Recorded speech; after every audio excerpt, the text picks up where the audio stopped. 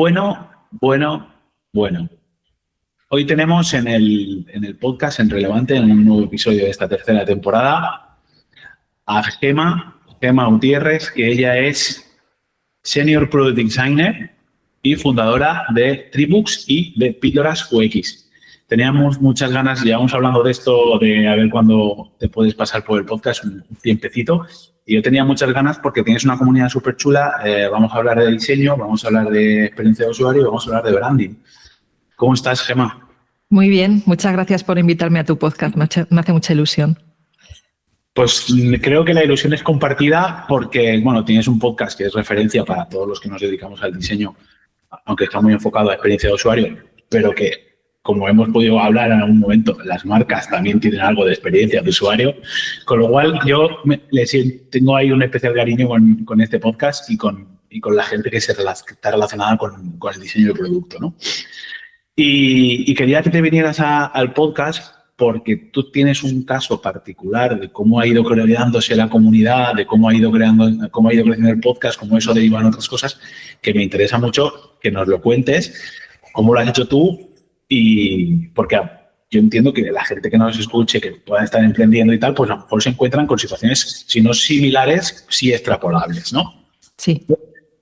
Quizás que ahora llegaremos a esa parte, ¿vale? Pero antes de nada sí que me gustaría que te presentaras tú un poquito mejor y que te cuentes por qué te dedicas al diseño de experiencia de usuario y qué es lo que te motiva a hacer esto y a hacer todos los tinglados que tienes montados.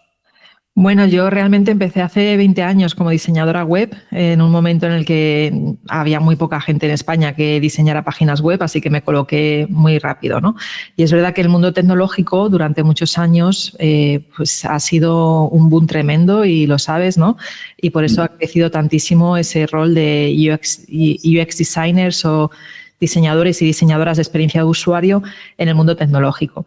Yo pasé a ser diseñadora de experiencia de usuario en el año 2011, básicamente porque en mi trabajo era necesario. Mi empresa se fusionó con otra, una empresa en la que yo trabajaba se fusionó con otra que tenía un área de experiencia de usuario donde me introduje, ¿no? Y a partir de ahí pues empecé a aprender de mis compañeros y compañeras que tenían muchísima experiencia y empecé ya a participar en proyectos que ya no eran diseño web, aunque yo como diseñadora visual ya había estado trabajando incluso en software, pero todavía la patita del UX no había comenzado a trabajar en ella. Entonces, eso fue en el 2011 y en el 2000, unos años después, en el 2017, decido empezar a emprender, ¿no? Que era un momento en el que todo el mundo me preguntaba, ¿pero por qué? Si hay trabajo de lo tuyo, ¿por qué vas a...? Porque aquí en España no está... Realmente la gente no quiere emprender. O sea, hay mucha gente emprendiendo en España, no, tampoco quiero que parezca lo contrario, pero en mi entorno directo lo que la gente quiere es un trabajo estable, ser funcionario del Estado y bueno, pues entonces era como un poco raro, ¿no? Que yo empezara ahí.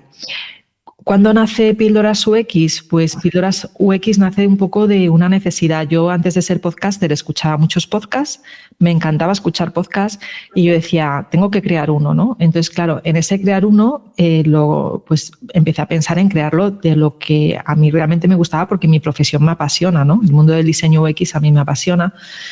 Y yo me di cuenta que no había en el 2019 podcasts en español, sí que había en inglés, pero en español no. Había muy poquitos. Y hablando de diseño UX en concreto, creo que ninguno. Entonces lo lanzo, llega la pandemia y en el 2020 y se hace famoso mi podcast, porque hay un montón de gente empezó a escuchar podcasts, también un montón de gente empezó a crear podcasts, sobre todo en Latinoamérica de diseño UX. Y de repente me encuentro que me llaman de una universidad de Perú para que dé una charla allí. Y digo, esto, ¿a qué viene, no? Y entonces empezó a suceder estas cosas de gente que me escribía y que yo veía pues que a la gente le gustaba mucho el podcast, porque es verdad que siempre lo he hecho con mucho cariño y con un objetivo muy claro de divulgar el diseño de experiencia de usuario en un momento además en el que el aprender mi profesión costaba lo mismo que comprarse un coche en España. Ya. Yeah. Y todavía hay escuelas que te piden casi que la mitad de lo que cuesta ahora un coche en España, ¿no? Entonces, claro, yo que venía de una familia, pues precisamente que no tenía, pues la clase media española, es así, yo dije, esto no puede ser, ¿no? Tiene que ser que la gente pueda aprender. Y de ahí nace un poco de esa necesidad mía por divulgar y de esa pasión mía por el diseño UX. Wow, la verdad es que el proceso, y sobre todo relacionado con el tema del podcast, me siento bastante identificado porque a mí me pasó un poco lo mismo. Sí que es cierto que yo lo monté después de la pandemia, pero sí que es cierto que en la pandemia empecé de otra cosa. No profesional, sino más de hobby, ¿no? Es cierto que ahí hubo como una efervescencia de este tipo de formatos, precisamente también un poco obligados por el contexto, ¿no? Al final, las personas lo movemos por contexto. Pero sí, a mí también me ha sorprendido que por ejemplo, en mi podcast me llamaran, oye, mira, que he citado uno de tus episodios en un trabajo final de máster de una universidad y yo flipando, y como, pues si es una conversación normal, ¿cómo citas eso, no? Y, o sea, esas cosas, esas alegrías, esas cosas que te da el hacer este tipo de contenido, que son sorpresas, que nunca te sorprenderían, a mí me animan a seguir, ¿no? No sé si a ti te pasará también, porque, aunque no lo parezca, esto lleva bastante curro detrás para hacerlo medianamente bien. Lo que pasa es que ahora ha surgido tanta competencia y tantos podcasts y tal, que parece que cualquiera cualquiera lo puede hacer, pero a hacerlo bien, pues ya requiere un poco más de trabajo, ¿no?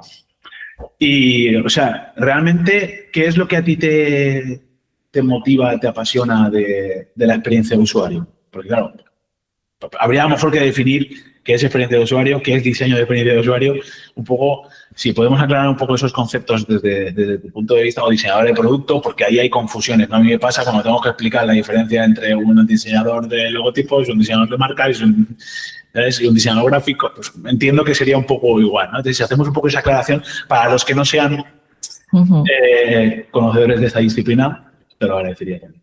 Bueno, yo voy también a hablar del diseño de experiencia de usuario desde mi experiencia, ¿no? Porque dentro del mundo del diseño UX tenemos un super gurú que es Don Norman, que fue el que creó esta especialización, el que creó el nombre de nuestra profesión. Y él dice que la experiencia de usuario la tiene todo, desde un objeto que estamos utilizando hasta cuando entras en un bar y cómo te atienden. Pero yo creo más que por mi experiencia profesional que el diseño de experiencia de usuario está más unido a un producto digital, ¿no? A cómo la persona, qué experiencia tiene utilizando ese producto digital, si encuentra fácilmente la información, si puede realizar la tarea que quiere realizar fácilmente, si entiende todo el contenido que hay, todos los textos, si tiene o no tiene, o sea, si tiene una buena experiencia de usuario, tiene también que poder, a nivel de accesibilidad, acceder a ese producto digital. Entonces, se puede decir que cuando no tiene ningún problema y la experiencia realmente es usable, es útil y es accesible, hay muchas más cosas a tener en cuenta, pero cuando cumple un poco estos requerimientos, se dice que tiene una buena experiencia de usuario, ¿no? A quien no le ha pasado que entras a un e-commerce o a cualquier aplicación móvil o web y no consigues encontrar la información que estás buscando, o acabas en una página 404 de estas de error, o bueno, todo eso se puede considerar una mala experiencia. Entonces, ¿mi rol de qué se encarga? Pues de que todas estas cosas no pasen, ¿no? Que realmente encuentre fácilmente la información y que realice fácilmente también la tarea que tiene que realizar. Es así de sencillo explicarlo, pero por detrás luego hay un proceso, que es una metodología del diseño de experiencia de usuario. Hay varias metodologías, pero yo una de las que explico en mi podcast es la metodología del doble diamante, donde hay una primera fase de investigación, que es lo que muchas veces a la gente le sorprende, ¿no? Que la gente que no entiende o no sabe qué es esto del diseño de producto digital, que sepa pues que siempre hay que primero investigar cuáles son las necesidades reales de las personas a las que va dirigida ese producto, porque se tiende muchas veces a cometer el error de pensar que tú sabes lo que quiere el usuario final y no es así, ¿no? O sea, al final la persona usuaria final puede tener unas necesidades que si tú no investigas previamente no vas a saber, por mucho que creas que conoces a esa persona. Entonces se hace una serie de investigación, analizas y recoges toda esa información y a partir de ahí, pues si el producto digital no existe, lo que tienes que hacer es validar la hipótesis de si existe esa necesidad. Y si ya existe y está funcionando, pues lo que tienes que hacer es recoger la información de qué necesidades tienen con el producto actual para mejorar ese producto digital, ¿no? Cuando hablo de producto siempre hablo de producto digital. Y a partir de ahí ya llega la segunda parte del proceso, que es realmente diseñar esa solución. Y por ahí pasamos pues, por crear toda la arquitectura de la información, que es la estructura base de cómo se va a ver esa información, aplicar el estilo visual, que aquí sí que ya entrarían perfiles más de marca, de branding, ¿no? Más de diseño gráfico, hacer test de usabilidad con personas reales para asegurarte que no hay ningún error en el proceso o ir eliminando algunos errores, porque el proceso es iterativo. A esto que quiero decir, pues que en un producto digital siempre se va a estar intentando mejorar, ¿no?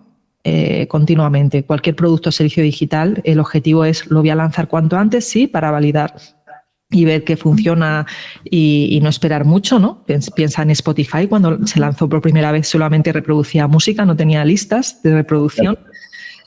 Pero luego, una vez que se lanza el producto digital, seguimos trabajando en él, ¿vale? Yo durante muchos años he trabajado en consultoría, entonces yo me quedaba ahí, me quedaba en el momento en el que, vale, se va a lanzar, pero yo ya no voy a estar, porque yo he hecho el entregable, ¿no?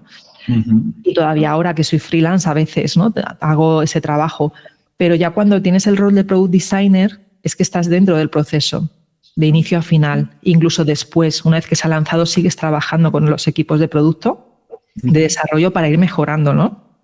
Y ir iterando ese producto digital. Entonces es un poco también esa diferencia muchas veces que hay.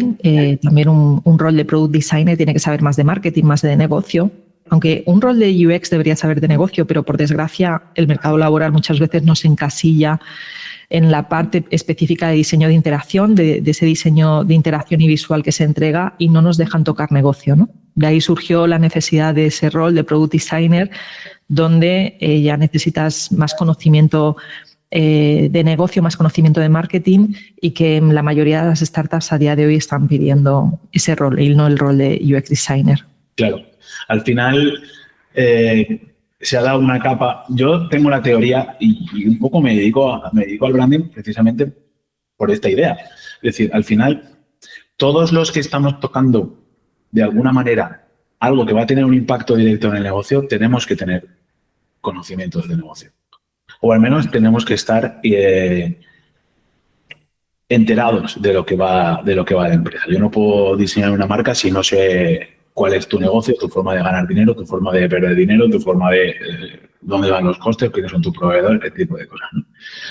Incluso si tienes un proyecto digital, ya sea una web, una app o un SaaS, el que sea, lo que sea, tienes que entender cómo funciona para poder hacer que esa experiencia, primero, no pierda clientes, segundo, los clientes no se confundan, o bien puedas captar nuevos clientes.